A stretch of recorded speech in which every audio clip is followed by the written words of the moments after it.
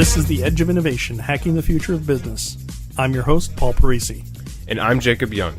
On The Edge of Innovation, we talk about the intersection between technology and business, what's going on in technology, and what's possible for business.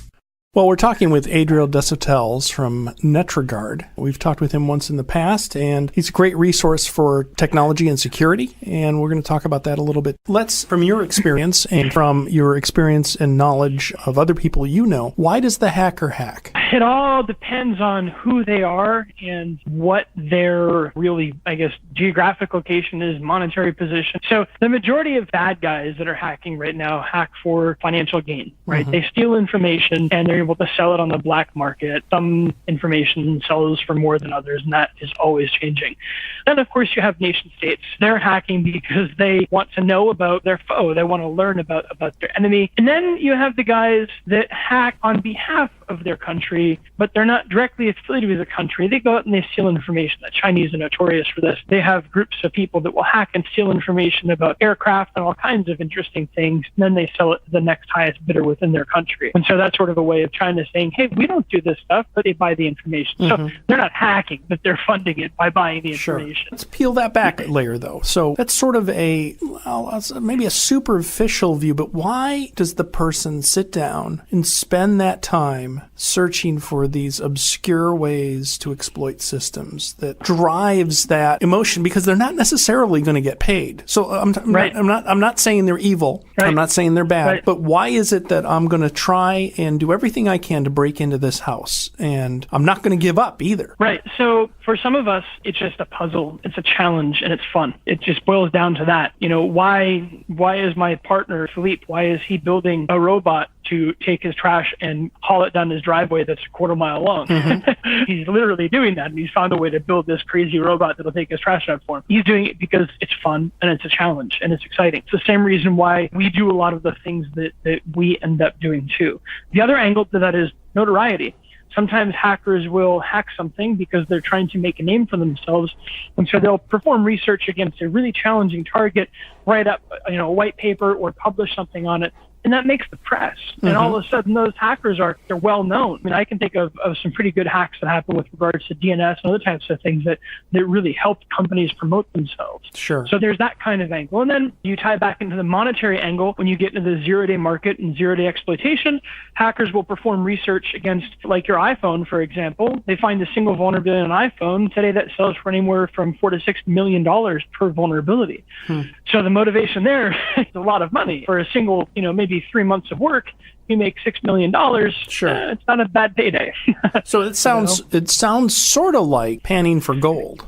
Yeah, in some cases it really can be, because you never know what you're going to encounter, and if you get the big nuggets, you're very rich very quickly. And it could be that the gold that you get is notoriety, it could be just the fun of doing it, or it could be that you get a big chunk of gold. Interesting. Yep. So I agree. I mean, it is interesting to see, and it would be interesting to have the same conversations with executive CEO levels of saying, why wouldn't you disclose this? And I can imagine it's like, well, we don't want to admit that we knew the bridge was going to fall down. Right. If they were being really honest. And it's like, what I don't know, I can't be held accountable for. And there's a lot of that, I think. So we were talking about Black Hat and DEF CON, and what else did you see there? I heard a lot in the press because I was listening for it, but our listeners are pretty diverse. What's new? What's interesting? Not much. Is it like all old news already, or is it just...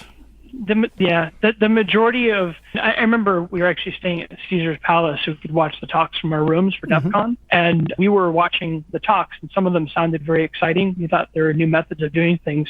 I'd say just about every single time when we got excited, we were very disappointed, because the methods that people were talking about were methods that we'd already known about for years, that had already been in use for years. These, unfortunately, DEF CON and Black Hat, I think they've outgrown themselves in much the same way in much the same way that the RSA conference has and things like that. They've become very politicized, and they've got these vendor booths where vendors are spending a lot of money to advertise their product. It's not really all that appealing anymore to hackers that are strictly interested in learning about hacking. And they are still the biggest hacking conferences, and hackers will still go there. I mean, we were hanging out with Kevin Mitnick and a bunch of other people when we were out there, but those people go because it gives you the option to meet other people that are going. So when we went there, we ended up meeting with a lot of our friends, and these guys are really hardcore hardcore researchers and hardcore, the hardcore security people. And we also met some of our clients and things like that. So it's a good team building exercise. Okay. From the perspective of learning something new, though, unless you're talking to somebody or you know people that are going to be doing new research, probably not going to pick it up at Black Hat. Right. So is there something else out there, Blacker Hat or DEFRCON, something that's a little better? DerbyCon is a little bit better. DerbyCon.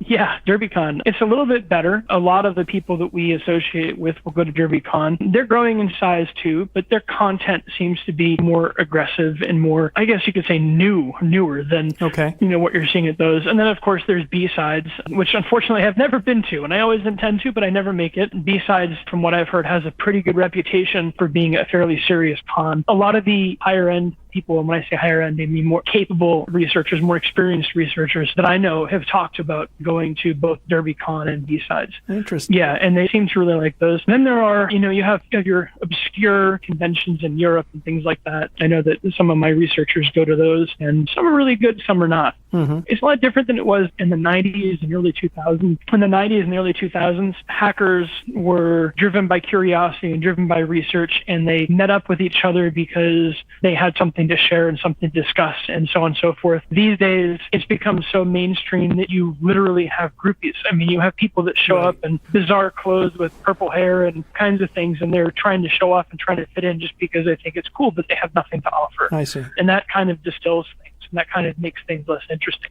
When I went to DEF CON, just this past DEF CON, I remember walking through these crowds of people, and I'm looking at these people and I'm thinking, wow, the majority of these people are probably people working in IT or in security for corporate America. Mm-hmm. Very few of these people are actually hackers. And it's unfortunately true. Very few of them were really the kinds of people that would be the researcher, the curiosity-driven kind of person. It's not to say that the conferences are useless, because people do get a wealth of benefit from them, especially with regard to the training and the courses, and especially for businesses. IT people, IT personnel, and security personnel will learn a lot about the new technologies, the way hackers think, and so on and so forth, and they'll get to meet people that really are the real deal. So it's much more useful, I think, if you're going for business purposes now, as opposed to if you're a hacker trying to share knowledge and learn new things and so on, unless, of course, you're networking. Does your organization need help with your IT? Savior Labs is a Boston IT firm that cares for your business and team. We solve problems so you can focus on what you do best. Talk to us today about your biggest technology problems.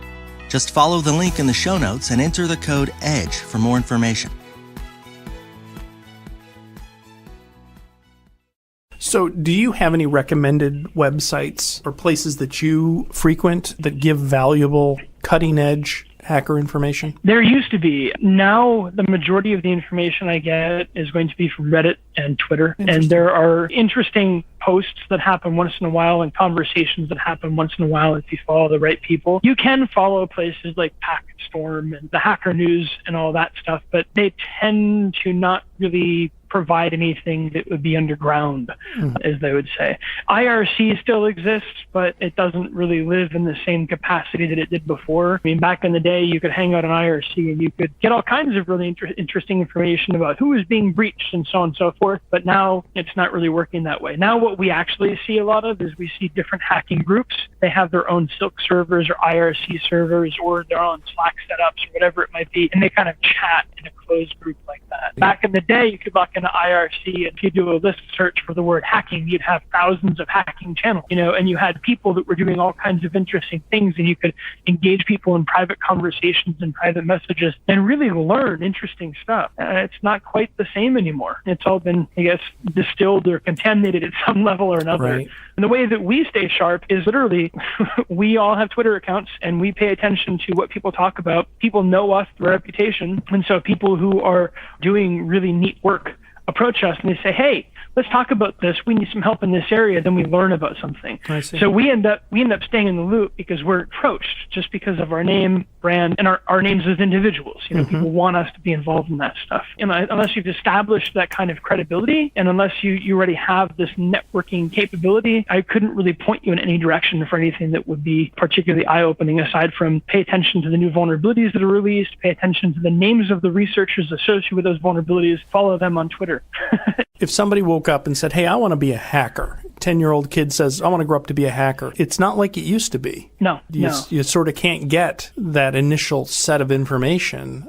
So what would your advice be to the budding hacker? Yeah, so anybody that tells me that they want to be a hacker, they're probably never going to be a hacker. Mm-hmm. If you want to be a hacker, it's because you almost already are. You're born with this, innate sense of curiosity. You're born with this drive, this hunger to learn and tear things apart and solve problems and fix things, and you just love it. And because you love it, it doesn't matter what you do in life. You're always hacking something. Sure. You could be building the trash robot like Philippe because that just seems like a fun idea. Or maybe like Kevin Finisterre, you're out and you're building drones, then finding out ways to knock them out of the sky because you're curious. Right. Or you've got some of my researchers that do research on iPhones and all that, and they do it because they think, wow, there's got to be a way to bypass this, even though Apple says we can't. Let's do it. Mm-hmm. And so it's a curiosity thing. So anybody who comes to me and says, hey, how do I become a hacker? My answer is, you don't. You either do this stuff natively, or you're not. Right. You have that drive and you fix things in obscure ways. Really, a definition of hacking is creating an effective and a simple solution to a really complex problem. And so if you are a solution creator, and if you are able to take a problem of some sort, and the word problem is defined very loosely, and you were able to solve that challenge using a creative and effective and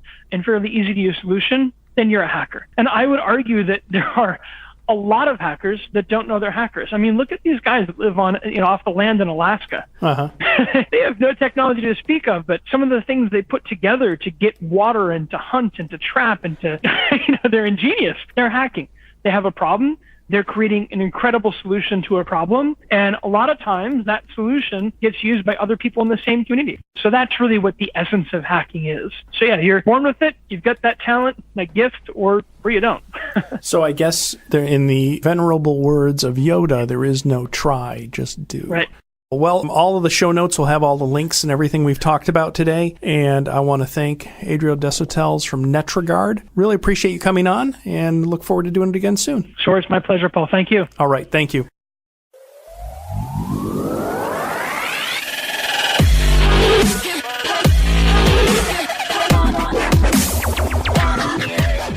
The Edge of Innovation is brought to you in partnership with Savior Labs. Savior Labs exists to help businesses mature and strategize for the future. Learn more about Savior Labs at saviorlabs.com. Thank you for listening to this episode of The Edge of Innovation, Hacking the Future of Business. For the show notes and more information about Paul, please visit paulparisi.com. The Edge of Innovation is produced by Jacob Young in conjunction with copious amounts of coffee. Music on today's episode was from bensound.com. Paul can be found on Twitter at pdparisi and on LinkedIn at linkedin.com/pdparisi. This episode, like all our episodes, is transcribed and available at paulparisi.com. Thanks for listening, and we'll see you next week.